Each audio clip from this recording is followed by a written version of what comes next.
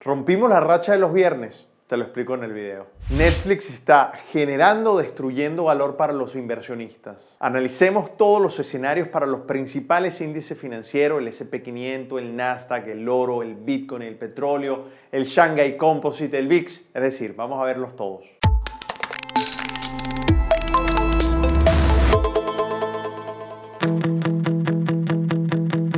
Soy Dani Pérez, Senior Trader y cofundador de MDC Trading Academy, una empresa que provee educación financiera y de trading en los mercados financieros. También proveemos capital a los mejores traders que operen con nosotros en MDC Capital Group. Este viernes pasado se rompió la racha que veníamos manteniendo durante todos los viernes del año 2020. Y lo que pasó fue que justamente este viernes el índice del S&P 500 terminó positivo, a diferencia de todo lo que ha pasado este año. Pero eso fue por poquito.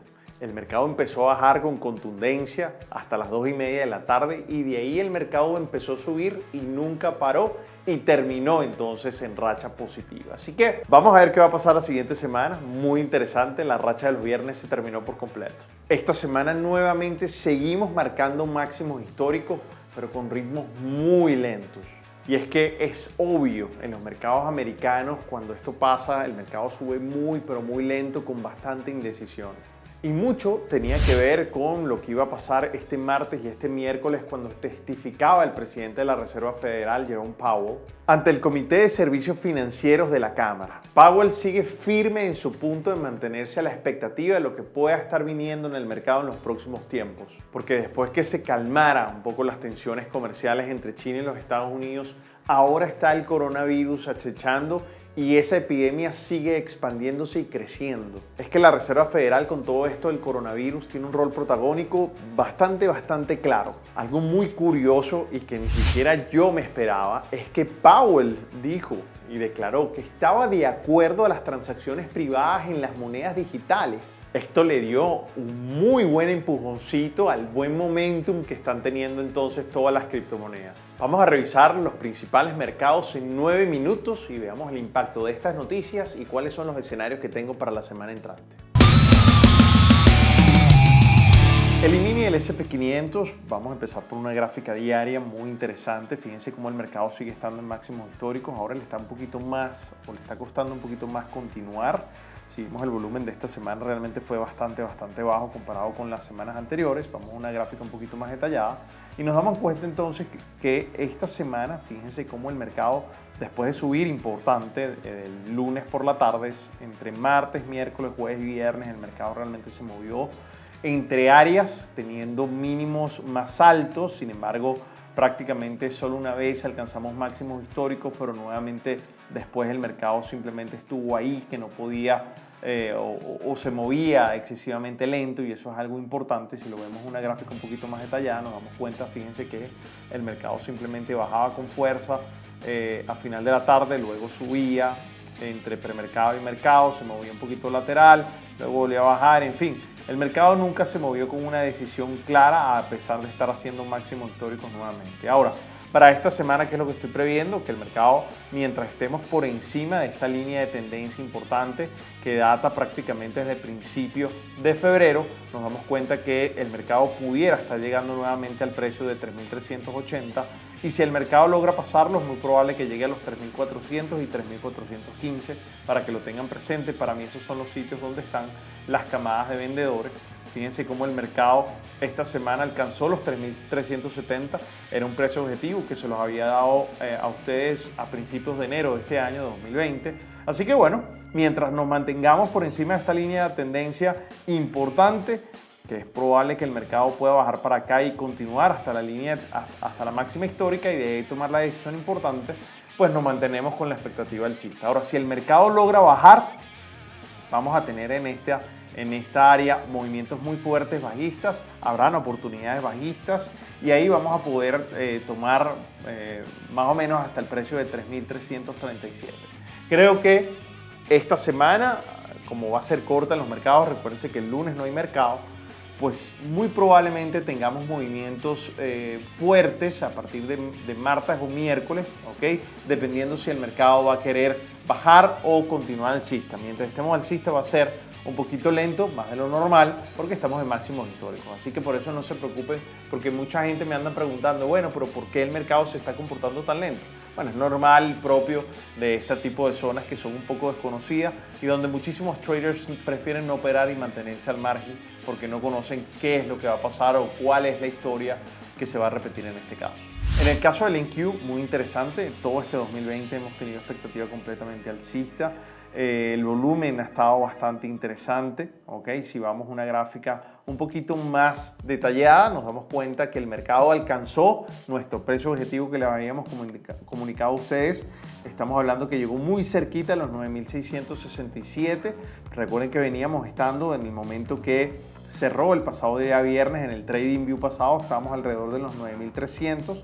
Y les decía que mi próximo precio objetivo era 9.667, el mercado llegó a 9.660 y de ahí se devuelve y se mantiene mientras estemos por encima de esta línea de tendencia que ya está muy cerca y muy justa, o el mercado revienta hacia arriba con mucha fuerza o vamos a tener movimientos interesantes bajistas hasta el precio de los 9.517. Así que tengámoslo presente, ese en el caso del NQ que, insisto, se va a mover en estos días un poco lento mientras estemos por encima de esta línea de tendencia. Si el mercado logra pasarla hacia abajo, vamos a ganar bastante momentum y bastante volatilidad en movimientos rápidos y con oportunidades seguras. En el índice de la volatilidad, fíjense que el mercado la semana pasada rompió esta línea de tendencia bajista. Yo esperaba un movimiento más fuerte todavía. Lo hizo, pasó la zona de resistencia. Sin embargo, aquí pareciera haber un falso rompimiento y el mercado vuelve al área. Así que vamos a ver, es probable que el mercado vuelva a bajar a esta zona de abajo, lo que anticipa que es probable que no tengamos tanto movimiento durante estos días, más o menos lo que anticipa este indicador. Sin embargo, cuando lo tenga, va a ser fuerte y si baja, llegaremos a esa zona donde siempre esperamos un movimiento fuerte. En el caso de China, analizamos el Shanghai Composite, que es el índice más importante. Fíjense cómo el mercado recuperó todo ese gap importante que había sido cuando el mercado pasa técnicamente esta línea de tendencia y obviamente por las consecuencias del coronavirus. Y ahí el mercado sube de manera importante, lo recuperó claramente y ahí llegó una zona de resistencia interesante y el mercado empieza a consolidar. De verdad que esto no deja de sorprenderme. Vamos a ver, va a ser interesante los movimientos que va a tener este mercado la semana que viene, justamente en una zona donde hay muchísimos vendedores, así que estaremos atentos. En el caso del petróleo, muy interesante, el mercado llegó a esa zona de soporte que les había comentado y también les dije la semana pasada que ahí podíamos tener un movimiento alcista porque estamos en esa zona de soporte tanto lateral como diagonal y el mercado tuvo esa reacción alcista y vamos a ver si entonces los compradores empiezan a adueñarse un poco del mercado. Sin embargo, recuerden que para mí la expectativa sigue siendo bajista y esto era lo que estaba anticipando. Ahora, si el mercado rompe esta línea de tendencia alcista, es muy probable que llegue a los $40, ¿ok? Y si rompe los $40, llegaremos a los 26. Yo creo que eso puede pasar en mediano o largo plazo, no todavía, pero estén muy atentos al movimiento que pueda hacer la OPEP, que es lo que va a hacer con respecto al tema de la producción, para ver si logra subir un poco los precios. Así que eso es un poco la acción que yo estoy esperando en este momento. Interesante porque el mercado llegó al precio de los $49, ese precio objetivo que yo les había comentado, llegó sin ningún problema, así que ahora hay que ver cómo nos activamos. Sin embargo, en este momento hay que tener muchísima paciencia porque aquí estamos en una zona definitoria interesante que va a ser importante en los próximos días. El oro. Muy interesante y presten atención a este dato de oro. Fíjense que el mercado está haciendo máximos históricos, ¿verdad? Los mercados americanos están haciendo máximos históricos. Y en ese caso, generalmente lo que suele pasar es que el oro suele bajar, pero no lo está haciendo ahorita. Sigue manteniendo nuestra expectativa alcista de manera importante y ya está nuevamente a punto de acercarse a los 1.600. Eso es tan importante y eso nos habla que los mercados, a pesar de que estamos en máximos históricos en Estados Unidos, es muy probable que el mercado también esté esperando algún tipo de reacción. Y el oro es el que nos lo está diciendo. Yo sigo insistiendo que mi expectativa en el oro sigue siendo completamente alcista hasta 1.613 y en el caso que el mercado pase los 1.613 es muy probable entonces que llegue al precio de 1.790. Así que ténganlo ahí en la expectativa. como mi primer escenario. En el caso del que el mercado baje, que ya sería el segundo escenario, es muy probable entonces que lleguemos al precio de 1.537 y si logra pasarlo llegaremos a los 1.500. Pero en este momento mi primer escenario sigue siendo completamente alcista, a pesar que estemos tocando máximos históricos nuevamente. En el caso del Bitcoin estoy orgulloso porque el precio también llegó al precio objetivo de 10.415. Un precio que les había comentado prácticamente desde principios de enero y ahí llega sin ningún tipo de problema, de hecho con una verticalidad impresionante. Así que bueno, lo que pudiera venir en este caso es tal vez un pequeño retroceso para mayor continuación hasta los 11.500, pero mientras esté por encima de esta línea de tendencia, sigo manteniendo mi expectativa completamente alcista con respecto al Bitcoin y más con lo que pasó esta semana del presidente Powell, que está muy atento o está abierto a mantener, digamos, todo lo que tiene que ver con la privacidad de las informaciones en las transacciones de algunas monedas digitales. Con respecto a las noticias importantes esta semana, recordemos que el lunes es festivo completamente en la bolsa, digamos, se celebra el nacimiento de Washington, importante. Recordemos entonces que el martes no hay noticias o datos económicos que nos puedan afectar a la operativa.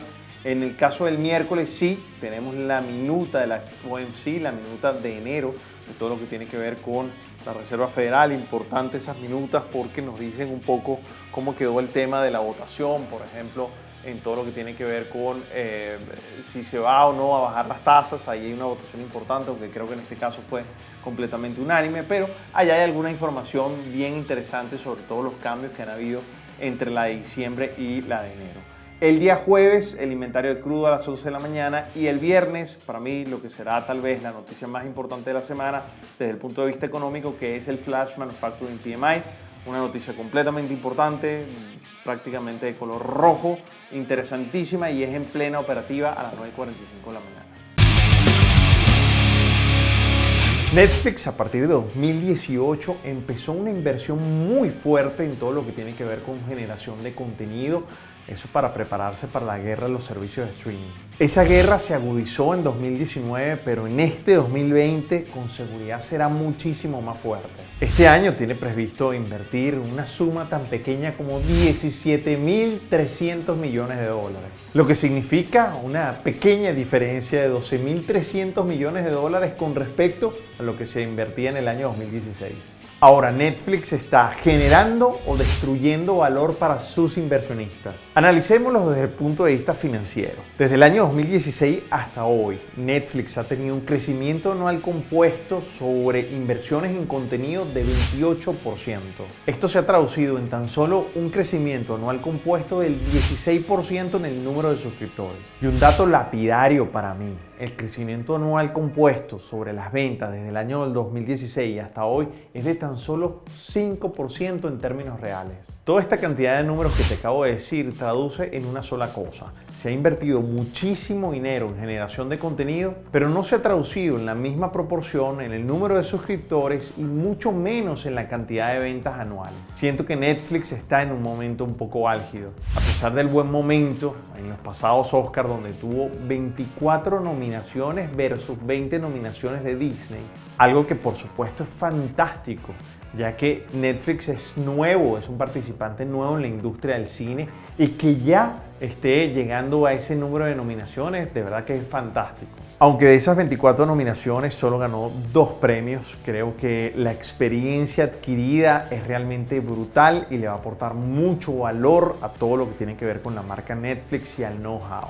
Sin embargo, hasta este momento no pareciera estarle resultando desde el punto de vista de suscriptores y desde el punto de vista de ventas. Así que quiero entrar un poquito más en el análisis y vamos a ver el comportamiento de la acción en la gráfica. Fíjense aquí en la gráfica, muy interesante, Netflix estuvo bastante positiva, incluso en el año 2018 hasta prácticamente julio de ese año. En ese momento entró en una oscilación impresionante, en una montaña rusa entre dos áreas claramente definidas y en este momento está justamente en esa zona de resistencia donde el mercado o toma una decisión de irse con fuerza hacia la alza o definitivamente sigue estando en esa indecisión.